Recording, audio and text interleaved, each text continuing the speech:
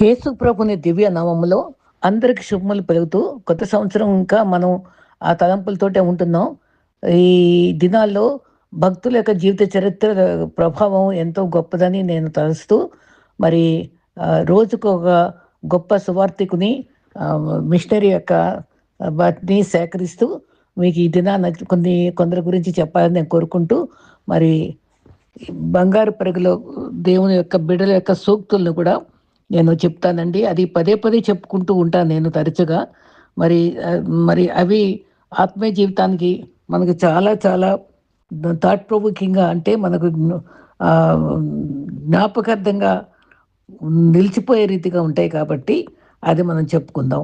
మరి భక్తుల యొక్క మాటలు మరి ఎంతో చక్కని జీవాన్నిస్తాయి. అవి ఏ రకంగా అన్నా సరే మరి మనది ఆత్మీయంగా బలపరుస్తాయి కదా! లోక ప్రేమైతే నిన్ను వాడుకొని వదిలేస్తుంది. యేసు ప్రేమైతే వాడిపోయిన జీవితాన్ని చిగురింపచేస్తుంది. అయితే 'కారీ టెన్ బూమ్' అనే ఆవిడ ఎంతో గొప్ప విశ్వాసండి. అది విశ్వాసం అనేది అదృశ్యమని చూస్తుంది. నమ్మశక్యం కానిది నమ్ముతుంది. అసాధ్యమైన దాన్ని పొందుతుంది. మరి భగత్ సింగ్ గారు ఏమంటారంటే, "నీ అవసరము నీకు, నీ దేవునికి తప్ప ఎవరికీ తెలియనీయద్దు. దైవం దగ్గరే మొరపెట్టుకో" అంటాడు. అయితే మరి చాలామంది డిఎల్ మోడీ గారు కూడా గొప్ప భక్తుడు. 100 మంది మనుషుల్లో ఒక్కరే బైబిల్ చదువుతారు. మిగిలిన 99 మంది క్రైస్తవుల బ్రతుకులు చదువుతారు. ఎలా బతుకుతున్నారా అని. కాబట్టి మన సాక్ష్యం గొప్పగా ఉండాలి. గొప్ప ప్రార్థనలు చేయకుండా నువ్వు దేవుని కోసం గొప్ప పని చేయలేవు. ఎందుకంటే గొప్ప ప్రార్థనలే ఆ గొప్ప ఉజ్జీవానికి దారి తీస్తుంది. ఏఎం బౌండ్స్ చాలా గొప్ప ప్రార్థనాపరుడు. తర్వాత భగత్ సింగ్ గారు, సాధు సుందర్ సింగ్ గారు, భగత్ సింగ్ గారు కూడా మరి సిక్కులైనా సరే ప్రభువుని నమ్మి చాలా సేవ చేశారు. ప్రార్థన అంటే మరి సాధు సుందర్ సింగ్ అన్న మాటల్లో ప్రార్థన అంటే మన అవసరాల కోసం దేవుణ్ణి అడిగే భారమైన ప్రక్రియ కాదు. ప్రార్థన అంటే దేవుణ్ణే మనం సొంతం చేసుకున్న అదృష్టం. అందుకనే పరలోకమందున్న మా తండ్రి అని చెప్పుకుంటాం. నిజ క్రైస్తవునికి, నామకార్థ క్రైస్తవునికి ఉన్న తేడా ఏంటంటే బహుమతులు వేలాడుతున్న క్రిస్మస్ చెట్టుకుని నిజమైన ఫలాలకు ఉన్న సజీవమైన చెట్టుకి ఉండేటువంటి తేడా అట. నిజ క్రైస్తవుడికి, ఫేక్ కొడికి. దేవుని ప్రేమ మనలో పెరిగే కొద్దీ వినయము మరియు సహనం అనే లక్షణాలు స్పష్టంగా కనిపిస్తాయట. ఇంగ్లీష్లో చక్కటి మాట ఉందండి. Who is the Lord to you? ప్రభు నీకేమై ఉన్నాడంటే, హీఈస్ మై రిడీమర్, ఆయన నా విమోచకుడు. హీఈస్ మై హీలర్, ఆయన స్వస్థపరచు దేవుడు. హీఈస్ మై డెలివరర్, నన్ను విడిపించే దేవుడు. హీఈస్ మై షెల్టర్, నాకు ఆశ్రయమైన దేవుడు. హీఈస్ మై ఫ్రెండ్, నాకు మంచి స్నేహితుడు. He is my everlasting father, నిత్యుడకు తండ్రి. హీఈస్ మై హైడింగ్ ప్లేస్, నా దాగు చోటు. హీఈస్ మై లైట్, నాకు వెలుగై ఉన్నవాడు. హీఈస్ మై రెఫ్యూజ్, నాకు ఆశ్రయము. హీఈస్ మై ఎటర్నల్ లార్డ్, ఆయన నాకు నిత్యమైన తండ్రి అని చెప్తాడు. అయితే అందుకని మనం స్పిరిచువల్గా మనం వివేకంగా ఉండాలంటదంట. Feed on God's word daily. రోజు కూడా మరి మనం వాక్యాన్ని ధ్యానిస్తూ ఉండాలి. వాక్ ఇన్ ఒబీడియన్స్, విధేయత నడవాలి. టెస్ట్ ఎవ్రీథింగ్, ప్రతిదీ పరిశోధన చూసుకోవాలి. ప్రే ఫర్ విజ్డమ్, నాకు జ్ఞానం ఇయ్యని ప్రార్థన చేసుకోవాలి. God your mind like the battle field, మన యుద్ధ భూమిలో మనం సైతాన్తో పోరాడుతూ మనం వివేకంతో గాడ్ చేసుకోవాలి. Be led by the Holy Spirit, పరిశుద్ధాత్మతో నడిపింపబడాలి. స్టే స్పిరిచువల్లీ అలర్ట్, ఆత్మీయంగా మనం చాలా మరి రెడీగా ఉండాలన్నమాట ప్రతిదీ కూడా ఎదుర్కోవడానికి. ట్రెజర్ ట్రూత్, సత్యాన్ని మనం భద్రపరుచుకుంటూ ఉంచుకోవాలి. మరట దావీదు వెంటనే రాజైపోయి క్రౌన్ పెట్టేసుకోలేదు. ముందు ఎవరినిచ్చాడు? గొల్యాతునిచ్చాడు.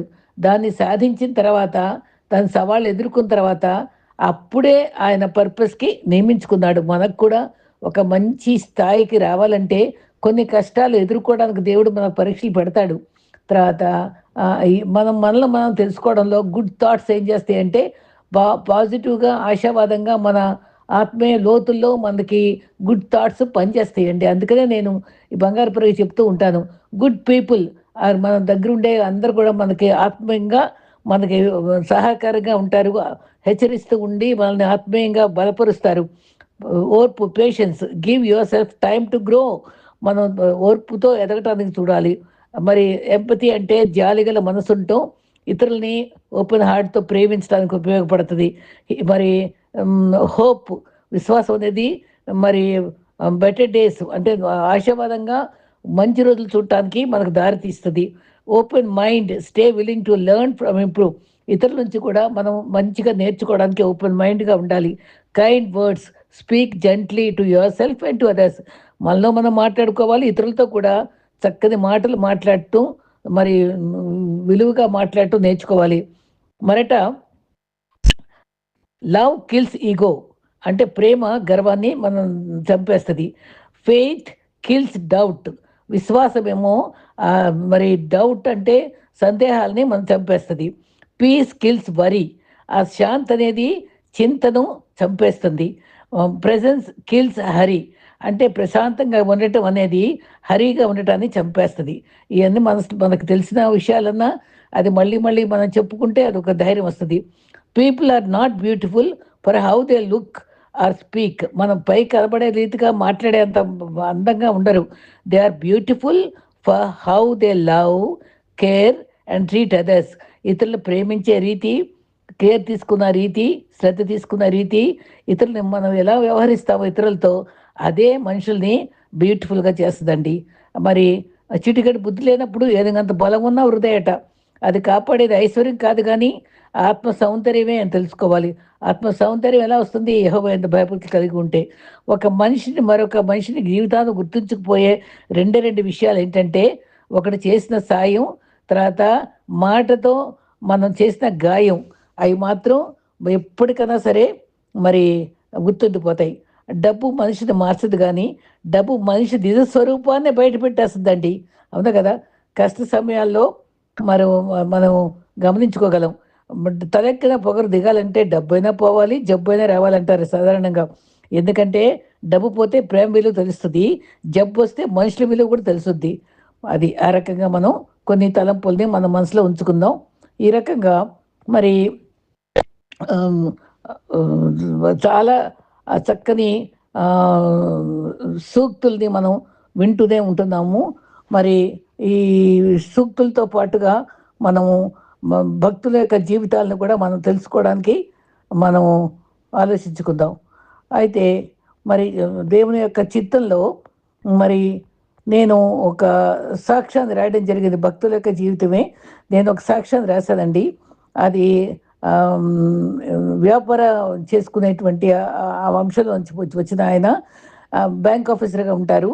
ఆయన తెలియని రీతిగా దాని సాక్ష్యాన్ని సేకరించి రాయడం జరిగింది చాలా కాలం క్రితం. ఆయనకి ఈ నడుము నుంచి కింద వరకు తనకి చలనం లేకుండా తనకి ఒక ప్రమాదకరమైన పరిస్థితి ఎదుర్కొన్నాడు. అలాగే ఇద్దరు మనుషులు మోసుకొని కుర్చీలో కూర్చోబెట్టి ఆఫీస్ రూమ్లో కూర్చోబెడితే అక్కడ చేతులతోటి అక్కడ జాబ్ చేసుకునేవాడు అనమాట.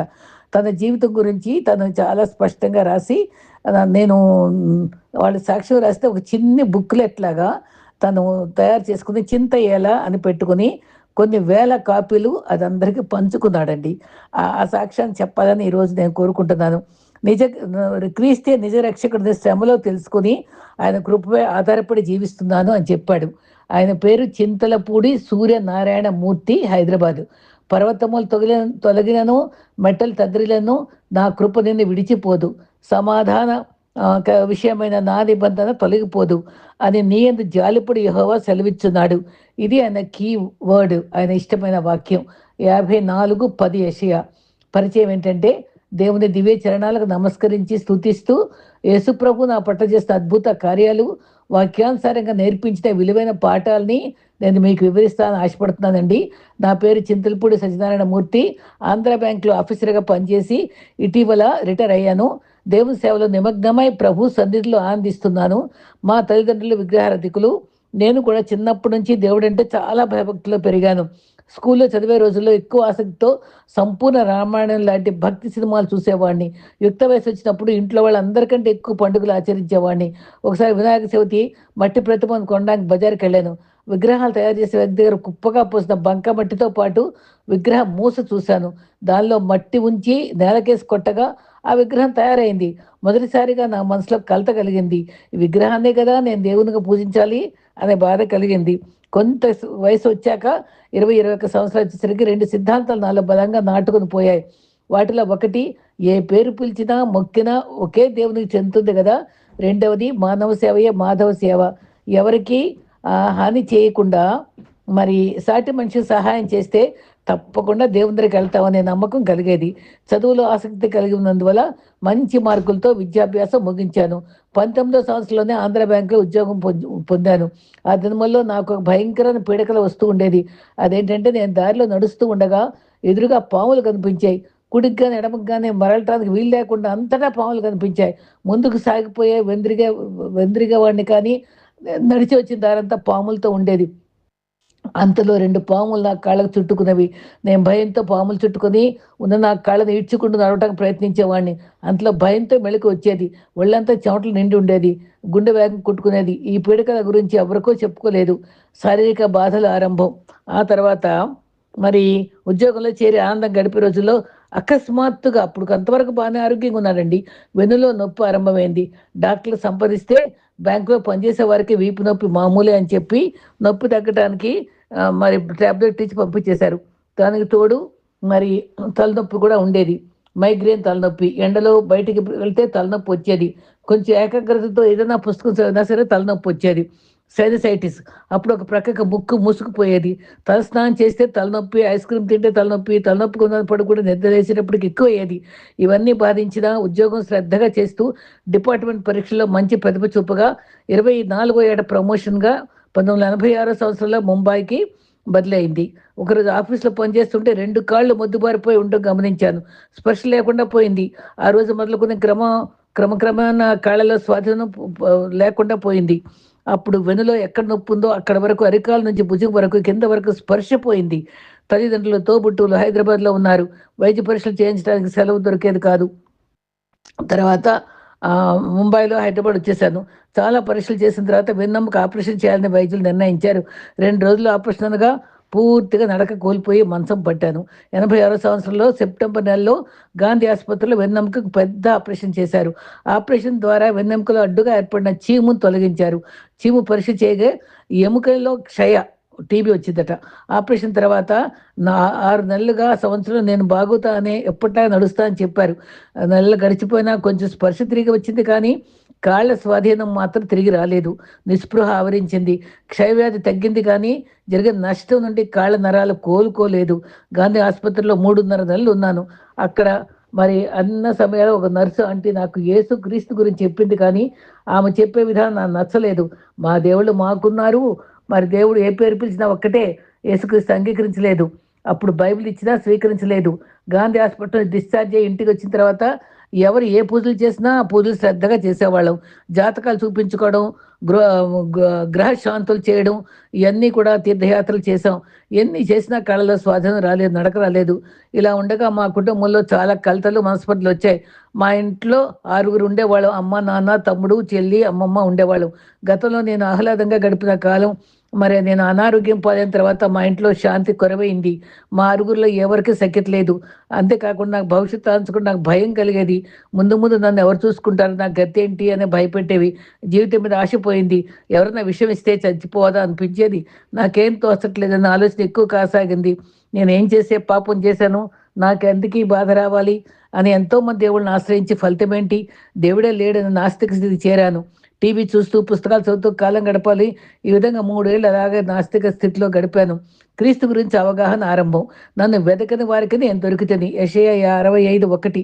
89 నవంబర్లో హైదరాబాద్ ఉస్మానియా హాస్పిటల్‌లో మళ్ళీ చికిత్సకు చేరాను. అక్కడ మొత్తం 3 నెలలు ఉన్నాను. అక్కడ విరామ సమయంలో చక్రాల కుర్చీలో కూర్చొని ఆసుపత్రి వార్డ్ అంతా తిరిగేవాడిని. ఒకరోజు నా ప్రక్క రూమ్‌లో ఉన్న కుమార్తె చికిత్స కోసం వచ్చి మధ్య వయస్కురాలు కనిపెట్టి ఆవిడ నన్ను చూసి, "బాబు, ఇంత చిన్న వయసులో చక్రాల కుర్చీ చూస్తే నాకు బాధ ఉంది. నీవు ఇప్పటికే చాలా పూజలు చేసుంటావు. ఒక విషయం చెప్తాను విను." నిజంగానండి, ప్రభు పేర దేవునికి పరిచయం చేసిన వాళ్ళ ఎంత ఆత్మ జాగర్లే కదా! అటువంటి అనుభవం మనకెందుకు ఉండకూడదు? అవసరమైన వాళ్ళకి మనం ఇలా ఒక్క మాట, ప్రభు గొప్ప దేవుడు, స్వస్థపరచువాడని చెప్తే చాలు కదా! ఈ స్త్రీ అలా చెప్పబట్టే కదా ఇది నమ్ముకున్నాడు. ఆ విషయం చెప్తాను. నువ్వు యేసుక్రీస్తు కొంతకాలం ప్రార్థించు. తర్వాత నీ ఇష్టం అని చెప్పి తను ఏ విధంగా నమ్ముకున్నానో వివరించింది. తాను చదువుకున్న దినాల్లో తన క్లాసు పుస్తకంలో దేవుడు అంటే క్రోధ, కామ, క్రోధ, లోభ, మదమాత్సర్యాలు జయించిన వాడే అని రాయబడి ఉండటం చూసి, మరి నేను పూజించే దేవుళ్ళలో ఎవరికీ ఈ లక్షణాలు లేవు కదా!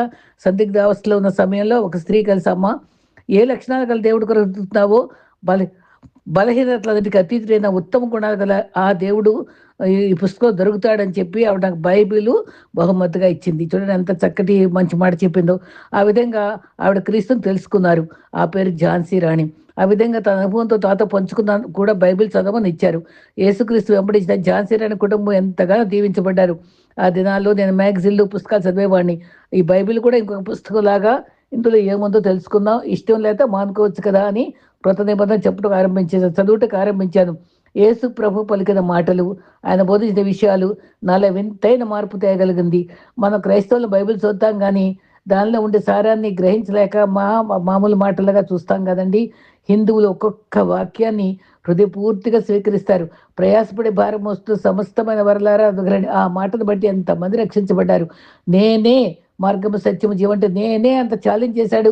నేనే అన్న దేవుడు ఎవరున్నారు? క్రీస్తే కదా అని నమ్మినోళ్ళున్నారు. ఆ విధంగానండి.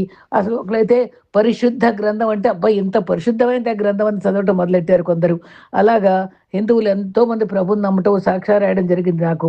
అయితే ఈయన చెప్పిన అనుభవాల్లో యేసుప్రభు పలికిన మాటలు, బోధించిన విషయాలు వింతైన మార్పు తెచ్చాయి. అప్పటి వరకు నేను పాటించిన వాటిని, యేసుక్రీస్తు బోధించిన వాటి వ్యత్యాసం కనిపించింది. ఒక ఉదాహరణ, గతంలో నన్ను కలవటానికి వచ్చిన వారు నీ పూర్వజన్మ కర్మ నువ్వు అనుభవించ తప్పదనేవాళ్ళు. ఆ మాటలు విన్నప్పుడు నడవలేక మంచం పట్టిన నాకు ఏ విధంగా ఉపశమనం దొరకలేదు. కొంచెం కూడా ఆదరణ దొరకలేదు. సరికదా బాధ ఎక్కువయ్యేది. పూర్వజన్మ ఉన్నదో లేదో తెలియదు గానీ, అప్పుడు ఏ పాపం చేశానో తెలీదు గానీ, అనుభవించక తప్పదన్న మాటలు కష్టంలో ఆ వ్యక్తికి దుఃఖం ఎక్కువవుతుంది గదా! అటువంటి మాటలు ఊరట కలిగే మాటలే పలకాలండి పేషెంట్‌లకి. ఎక్కువైంది. మరి సడన్‌గా మోకాళ్ళు బలపరచాలి. కారు చీకట్లో కాంతిరేఖలు కావాలి.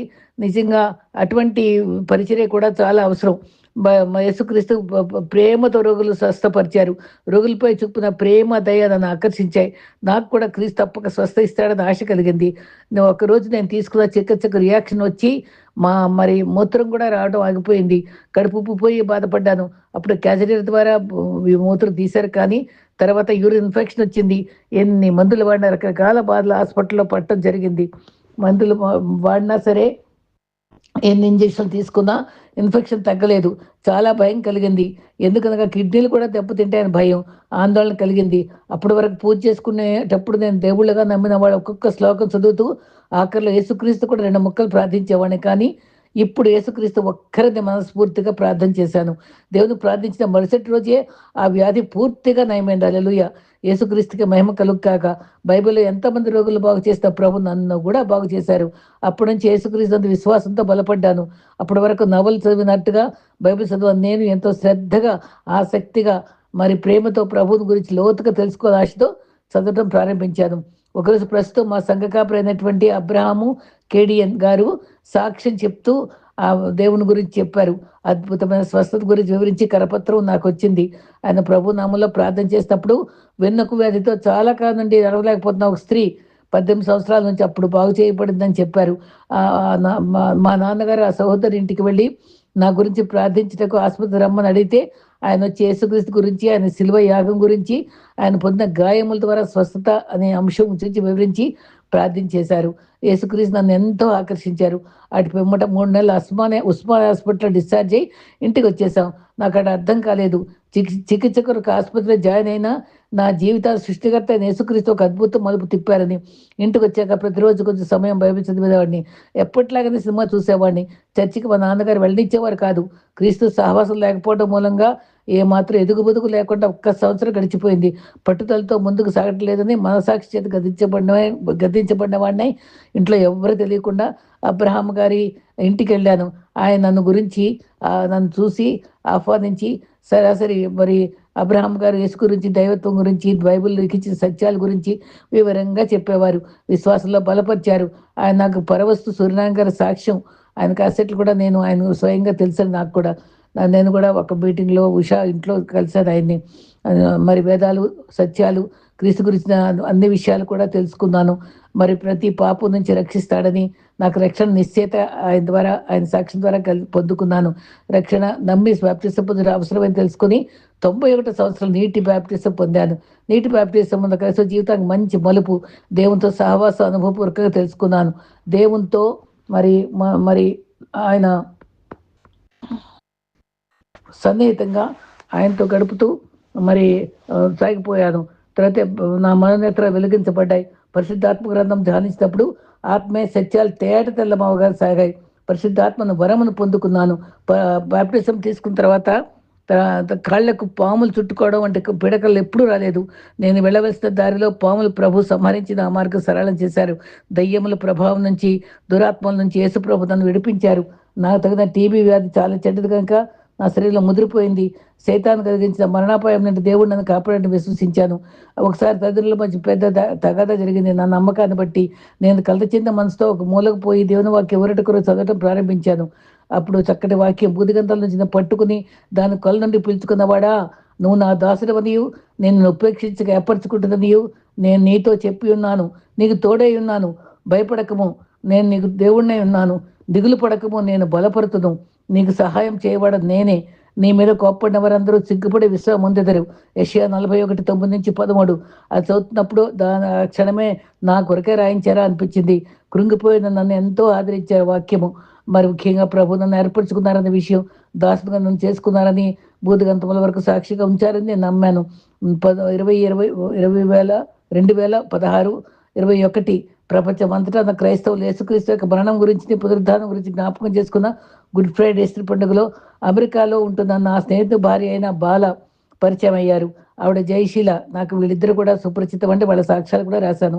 ప్రేయర్ సెల్లో రేడియో రికార్డ్ ద్వారా నా సాక్ష్యం పంచుకుని సాక్ష్యం నాకు అందించారన్నమాట. ఆ సాక్ష్యాన్ని అప్పుడు నేను రాయడం జరిగింది. తీరా ఆయనకి మరి హైదరాబాద్లో హోటల్లో కలుసుకున్నప్పుడు ఆయన పైకి ఎక్కలేక కిందే ఉన్నప్పుడు నేను నా భర్త ఆయన దగ్గరికి వెళ్ళాం. తీరా చూస్తే కేబిఎన్ కాలేజ్లో మా వారి స్టూడెంట్ ఆయన. ఎంతో ఆనందపడ్డారనమాట. అప్పుడు 2-3 సార్లు నా హోటల్ దగ్గరే కలుసుకున్నాం. తర్వాత మరి అనేకులకు సాక్ష్య సేకరణలో లోపడి మరి నా పేరు గ్రేస్ విజయ ఆంటీ ద్వారా ఈ పుస్తకం నా సాక్ష్యం ప్రచురించి ధన్యత లభించింది.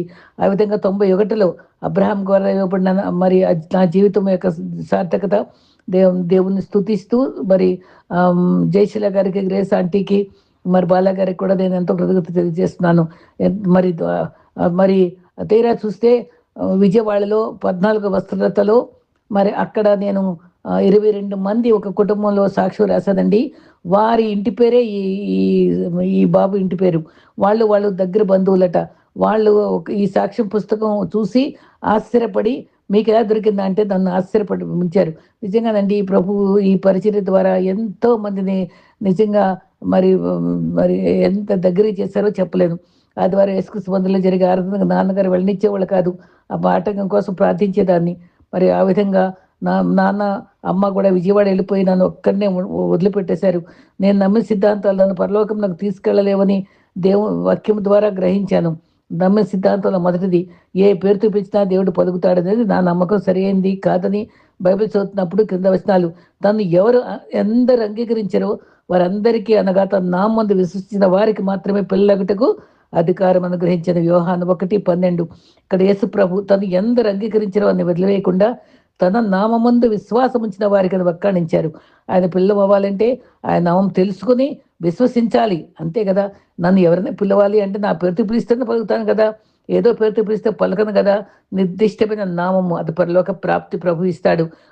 అపొస్తలుల కార్యాలు 4:12 మరి ఎవరి వలన రక్షణ కలగదు, నా నామం వల్లనే రక్షణ పొందవలనని ఆకాశం కింద మనుషుల్లో ఇవ్వబడిన ఏ నామము రక్షణ లేదు. 14:6 యోహాన్లో, నేనే మార్గము సత్యము జీవము, నేను నా ద్వారా తప్ప ఎవడు తండ్రితో సెలవుడు రాడు అని చెప్పినది.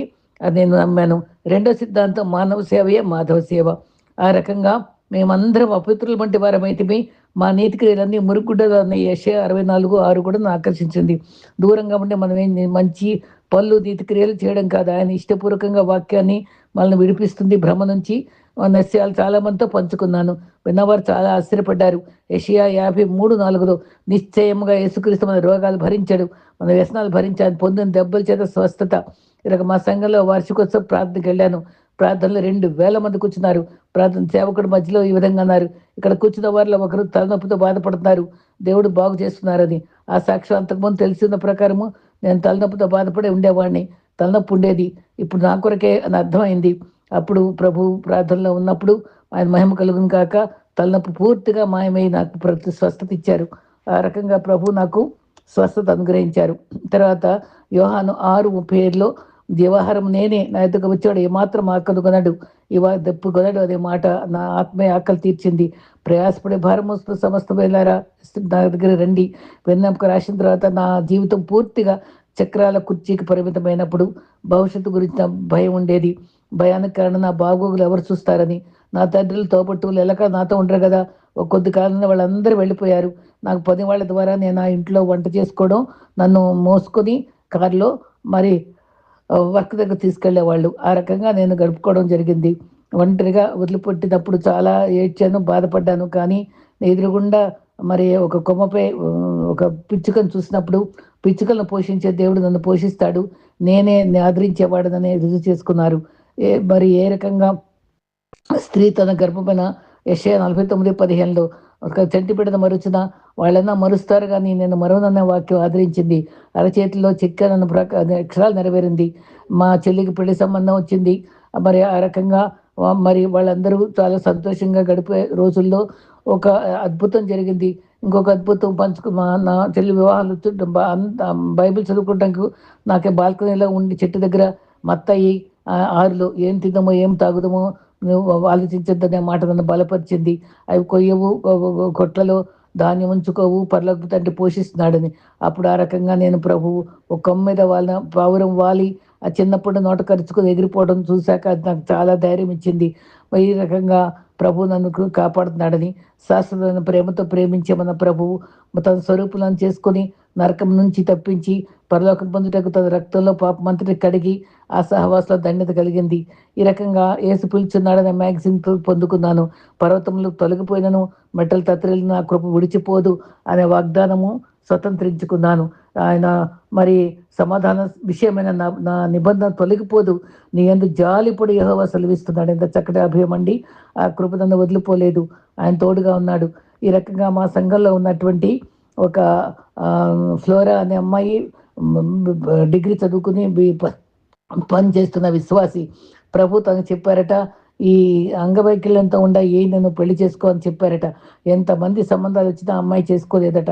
ఆ పాస్టర్ గారు ఇలాగ ప్రభు నీకు చూపిస్తున్నారు బాబు అని చెప్పి పరిచయం చేశాక అద్భుత రీతిగా ఆ వివాహానికి తను ఒప్పుకోవడం, ఈ అబ్బాయి కూడా మాట్లాడి మరి మరి బలవంతం చేయకుండా ప్రభు చిత్తంలో చేసుకోవడానికి నిర్ణయించుకుని చాలా అందమైందండి అమ్మాయి.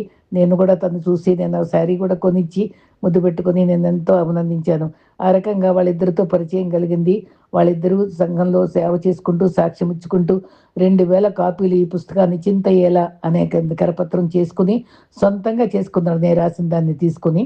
ఆ రకంగా ప్రభు నన్ను తన మరి జీవితంలో ఒక భాగంగా నన్ను వాడుకోవడానికి దేవుడు కృప చూపినందుకు ఇది మీతో పంచుకోవాలని నేను ఈ దినాన్న మీకు ఈ సాక్ష్యాన్ని పంచుతున్నానండి. ఈ సాక్ష్యం ద్వారా మనం నిజంగానండి అనామకులు మరి ఎంతో గొప్ప కులంలో పుట్టి మరి తల్లిదండ్రులు కూడా దూరం అయిపోయినా ఒంటరిగా విశ్వాస జీవితంలో నిలబెట్టుకుని ఇప్పటికీ అంగవైకల్యంతో లేవలేడు, నడవలేడు. ఆ రకంగానే భార్య పరిచర్య చేస్తూ ప్రేమతో ఉంది. పిల్లల కోసం ఆశపడక తను ఎంత త్యాగంతో భర్తను చేసుకొని తర్వాత జోని ఎరిక్సన్ ఆవిడ కూడా ఇదే పరిస్థితుల్లో నడుము నుంచి కిందకి ప్యారలైజ్ అయిపోతే ఒక ఆయన పరిచయం చేయడానికి చేసుకున్నాడండి. ఆ చరిత్ర కూడా నేను రాశాను, జోని ఎరిక్సన్. నిజంగా వాళ్ళ త్యాగమయులండి. నిజంగా ప్రభు ప్రేమ వారిని బలవంతం చేస్తుంది. ఆయన దేవుని బిడ్డలను ప్రేమించాలని చెప్తుంది. అట్టి కృప ప్రభువు మరి ఆ వారి ఎడలు చూపించినందుకు అట్టి దేవుణ్ణి మనం స్తుతిద్దాం, వారిని అభినందిద్దాం, ఇటువంటి వారి కోసం ప్రార్థిద్దాం. ప్రభు కృప మనతో ఉండుగాక. ఆమేన్.